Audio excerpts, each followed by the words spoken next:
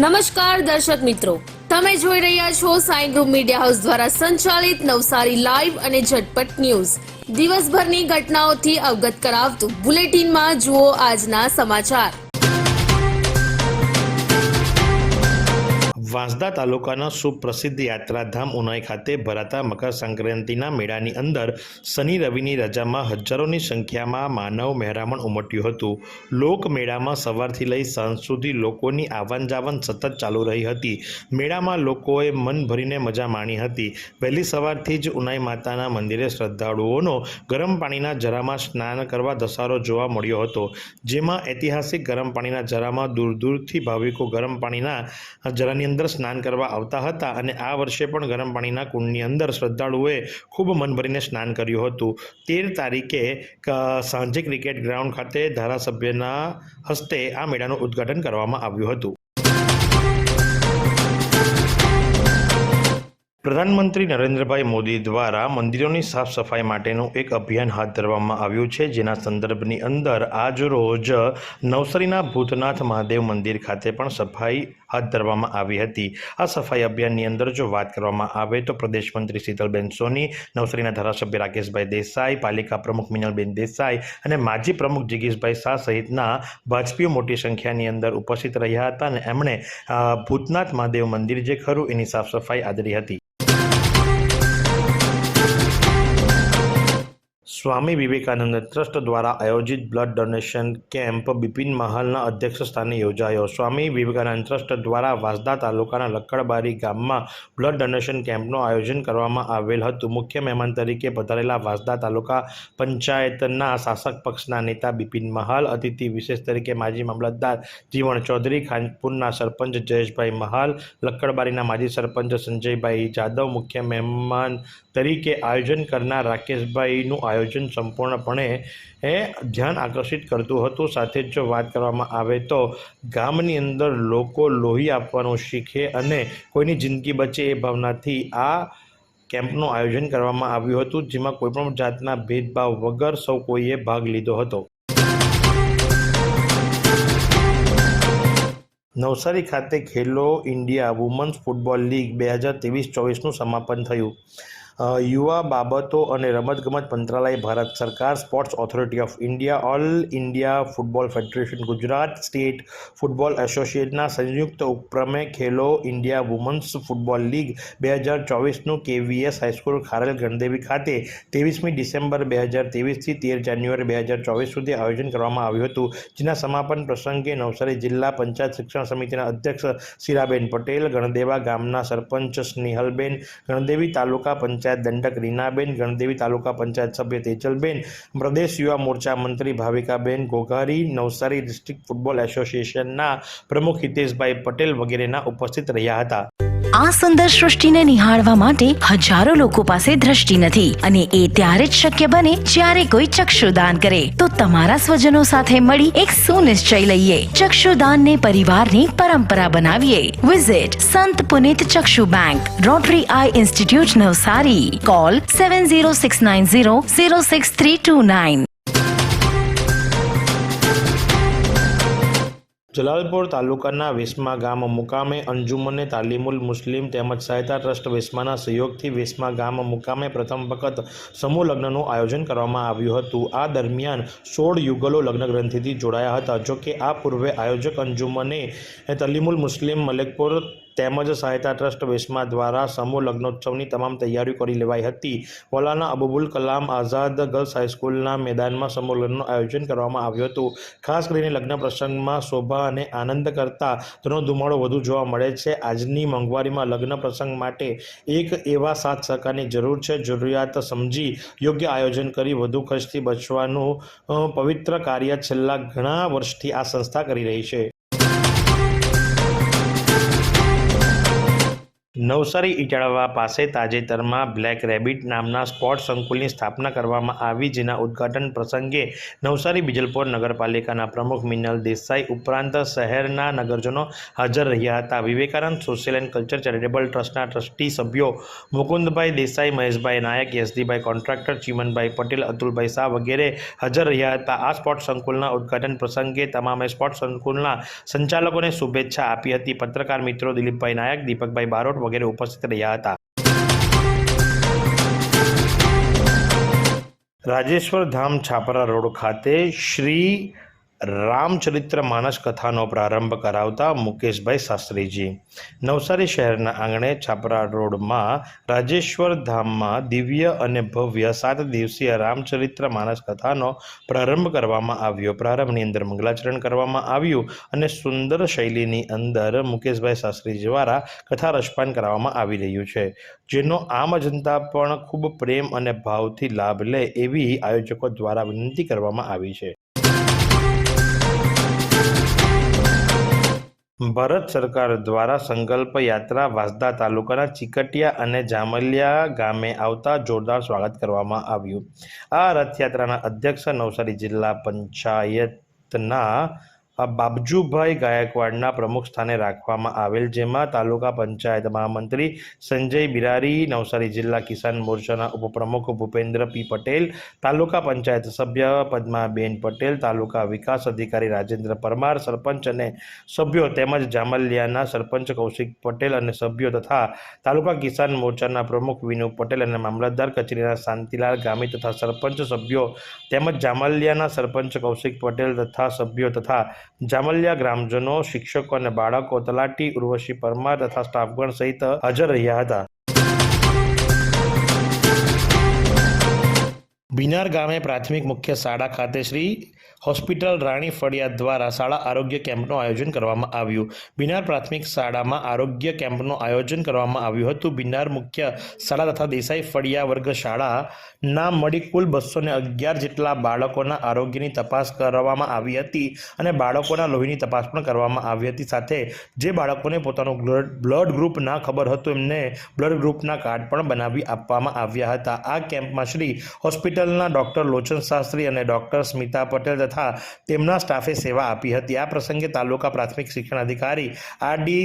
દેસલે, માજી ઇન્ચાર્જ તાલુકા શિક્ષણ અધિકારી હરીશભાઈ વગેરે ઉપસ્થિત રહ્યા હતા. નવસારીમાં રાહત દરે ઉત્તમ સારવાર મેળવવાનું સ્થળ એટલે Kejal life in multi speciality hospital, જ્યાં સામાન્ય ઓપીડી ઉપરાંત સર્જિકલ, બાળરોગ, સ્ત્રી રોગ, ઓર્થોપેડિક જેવા વિવિધ વિભાગોના નિષ્ણાંત તબીબો, અત્યાધુનિક સુવિધાઓ સાથેનું આઈસીયુ તેમજ મા કાર્ડ અને આયુષ્માન કાર્ડ હેઠળ સારવાર ઉપલબ્ધ છે. તો આ હોસ્પિટલનું સરનામું નોંધી લો. નેશનલ હાઈવે નંબર 48, સ્વામિનારાયણ મંદિર સામે, કબીલપુર, નવસારી. અને વધુ માહિતી માટે સ્ક્રીન પર દેખાતા નંબર પર સંપર્ક કરો.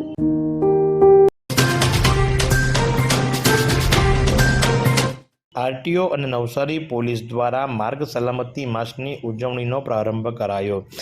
પોલીસ અધિક્ષક નવસારી તથા સહાયક પોલીસ વાહન વ્યવહાર અધિકારી નવસારી દ્વારા માર્ગ સલામતી માસની ઉજવણી 15મી જાન્યુઆરીથી લઈ 14 ફેબ્રુઆરી સુધી કરવામાં આવશે, જેમાં લોકોને મેમો નહીં પણ ફૂલ આપવામાં આવશે.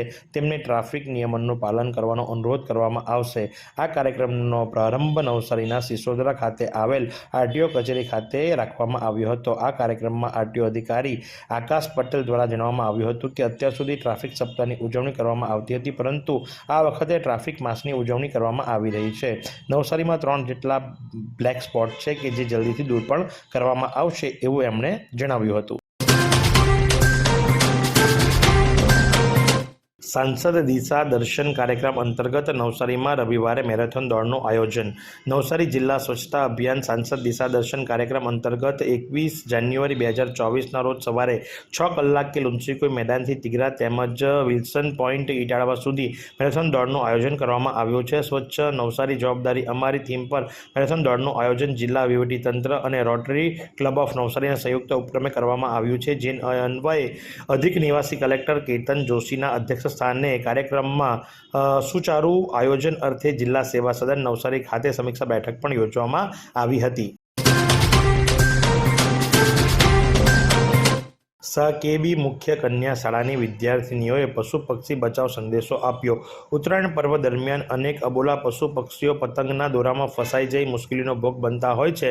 પતંગના દોરાથી કોઈ અબોલા પશુ કે પક્ષી ઘાયલ ન થાય એ માટે કન્યા શાળા બિલ્લીમોરાની વિદ્યાર્થીનીઓએ 2 દિવસ રજા દરમિયાન પોતાની આજુબાજુના વિસ્તારથી પતંગના નક્કામાં દોરા ભેગા કરી પશુ પક્ષીને બચાવવાનું અદ્ભુત કાર્ય કર્યું હતું અને સાથે સાથે પશુ પક્ષીઓને બચાવવાનો સંદેશો આપ્યો હતો. આગામી લોકસભાની ચૂંટણીને ધ્યાનમાં લઈ નવસારી વિજલપોર નગરપાલિકા ખાતે નીચે એક ઈવીએમ મશીનનું ડેમોન્સ્ટ્રેશન મૂકવામાં આવ્યું હતું કે જેની અંદર જે નવા મતદારો છે, નવા મતદારોએ ઈવીએમ મશીનનો કઈ રીતે ઉપયોગ કરવો, કઈ રીતે પોતાનો કિંમતી અને પવિત્ર મત આપવો એ બાબતની સમજ આપતું ડેમોન્સ્ટ્રેશન માટેનું એક ઈવીએમ મશીન અને 2 કર્મચારી તૈનાત કરવામાં આવ્યા હતા, જેનો આમ નગરજનો ઉપયોગ કરી રહ્યા છે કે જેથી કરી એમને પણ ખ્યાલ આવે કે આ ચૂંટણી દરમિયાન ઈવીએમ મશીન કઈ રીતે ઉપયોગમાં લઈ શકાય, કઈ રીતે એ લોકો મત આપી શકે એ સમજૂતી આપવા માટે નવસારી વિજલપોર નગરપાલિકા ખાતે પણ એક ઈવીએમ મશીન ગોઠવવામાં આવ્યું છે. વિજલપુર ફાટક પાસેથી આવજાવ કરનાર વાહન ચાલકો માટે અગત્યની નોંધ. વિજલપુર ફાટકને મેન્ટેનન્સના હેતુથી 17 જાન્યુઆરીથી 19 જાન્યુઆરી એમ કુલ 3 દિવસ સુધી બંધ રાખવામાં આવેલ છે, જેની વાહન ચાલકોએ ખાસ નોંધ લેવી. જે સંદર્ભની અંદર રેલવે દ્વારા ત્યાં નાનકડું નોટિસ બોર્ડ પણ લગાવવામાં આવ્યું છે. નવસારીનો સ્વચ્છતામાં 11મો ક્રમાંક પ્રાપ્ત થયો, પણ કદાચ એ અધિકારીઓ સ્વચ્છતાનો સર્વે કરવા માટે આવ્યા હશે ત્યારે કદાચ નગરપાલિકાની પાછળ આવેલ શાકભાજી માર્કેટની મુલાકાત લેવાનું ભૂલી ગયા હોય એવું લાગી રહ્યું છે.